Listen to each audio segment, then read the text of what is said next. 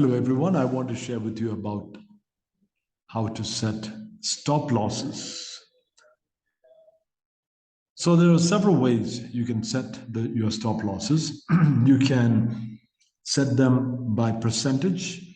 So let's say if the price drops minus 2%, 3%, or 5%, something like that, you can set it like that to where if the price goes below that, uh, then it will sell your position. And you take that small loss and you get out of the trade to avoid bigger losses. Another way some people do it is to put a particular price point, maybe 5 rupees or 3 rupees, 10 rupees, whatever, that if it goes down that much, then it will sell and get out of the trade. So I'm going to share with you another way to do it, which I think maybe is a smarter way.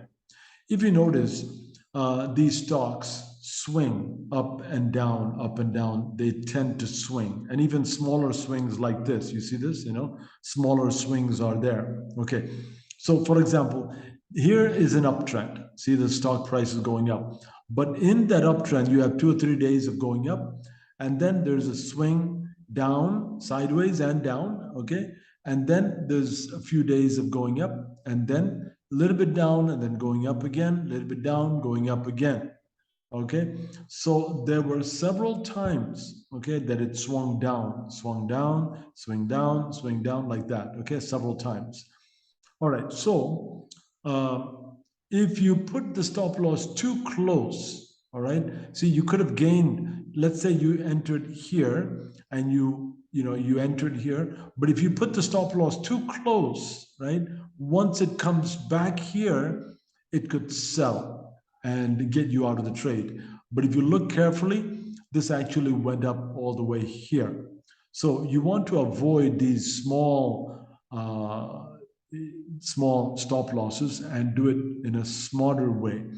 And one of the ways you can do it is by looking at each of these support and resistance levels and swings. For example, here is a trade that is on an uptrend. So the stock price is here above the 20-period moving average, which is above the 60 moving average, which is again above the 200 moving average.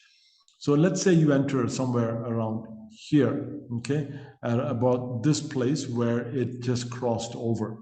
If you enter there, then where would your stop loss be? Now, I would put my stop loss somewhere around here, okay, somewhere about here, because this would be a natural, last swing down was right here. So I would put it right here, okay. Now, can it go below? Yes, it can, but the chances are less that it would go below that. And also keep this 200 period and these moving averages in mind as well. Sometimes these moving averages seem to act as a point of support. All right. So you enter here, I would put my stop loss down here. All right. And then once it goes above a certain level, then you can bring the stop loss closer. All right. Another one. And there are many examples like this. Okay. Here is one that is also on an uptrend. Okay, let's say you enter somewhere about here when the price is moving up, then I would put my stop loss right here, which seems to be a place where it found support. Look at that. The price came like here, price came down here, got supported like here and here, all of these. So this particular area seems to be an area of support. That's where you want to put the stop loss. Okay. Now, you might observe also on this stock, you might observe that that right now for a few days this has been consolidating, going sideways. Okay. So once you are at this level here, once it breaks out and goes above, I would move the stop loss from here. I would move it to this level because this seems to be a place of support. See this? The price comes down here, won't go further. Down here, won't go further. Down here, won't go further. So this area seems like another support area. So if the price breaks out, then I would move the stop up to this level. All right. So these are some ideas that I want to share with you. Let's see, Indian hotels, this also, let's say you entered after this moved up from the 20, went above the 60. If you entered here, then I would put the stop loss right over here. Okay, that was the last swing low. Now you could even do it here, which would be another possibility, but this is even better below the 200. Okay, now once it begins to go up, you could put the next stop loss right over here. You see that? Because right at this level, the price tried to come down several times and it would not go down further. See that? And it was supported right here. This area acted as an area of support. So I would bring the stock price up here. Once it pushes above, this would be another area. See that? Look at this. Again, an area of consolidation and an area of support. Okay, so you keep watching for such areas of support. Now, here again, let's say you enter as soon as the 20 crossed over the 60, and then you see an uptrend. Okay, see the trend was already up. There also, I would put my stop loss right here. And once it begins to move further up, what I would do is I could put the stop loss right here, because see, this seems to be an area where the price will not go down. See that? Once, twice, three, four times, five times. Look at that. That seemed to be an area of support. And then you wait until it goes up. And once it get to another level, see, once it breaks out from here, see this? This is like consolidation, right?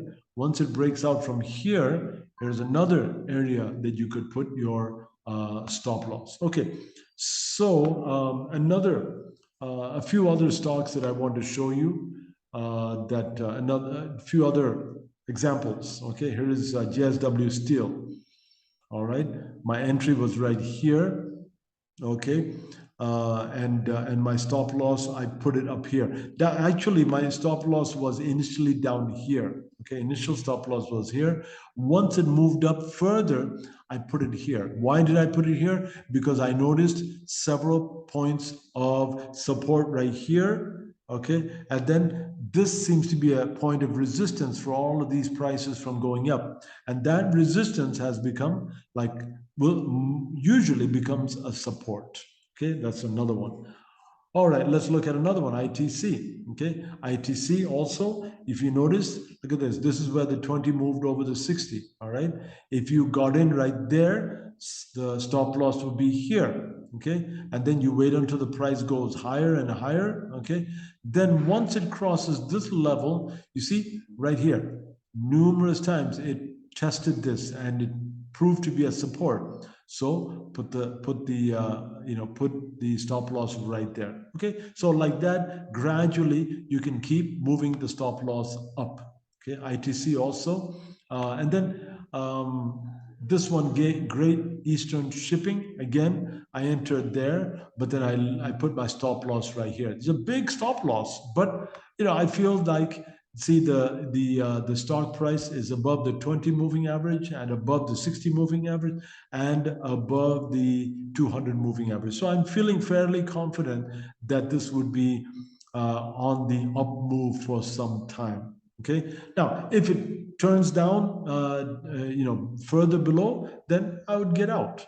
Now, the only thing is when the stop is very vast, big like this. Okay, look at this. I wanted you to see how big this is.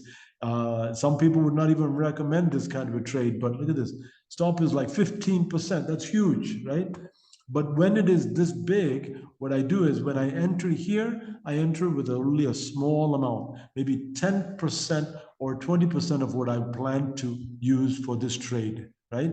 Then I wait until it crosses, see this consolidation? I wait until it crosses the consolidation before I add any more funds. But when I add those funds, I would take the stop loss and I would move it like right below this entry. In other words, right below this support level. I will put it right over here. See?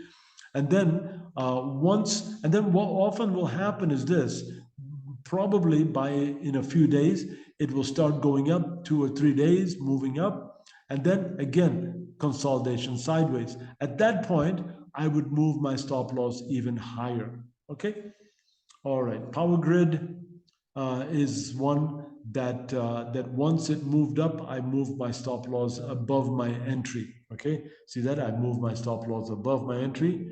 Again, this one also, originally my stop loss was right here, but once I noticed that there was this level of support, this is actually a resistance which can become a support, and the 20 period moving average is often a good level of support. Okay, so I've used that as well.